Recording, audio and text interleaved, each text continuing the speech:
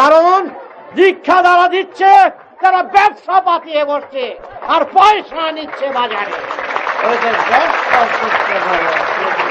ব্যবসা চলতে পারে, ঠেলা গাড়ি দিয়ে কাজ চলতে পারে না।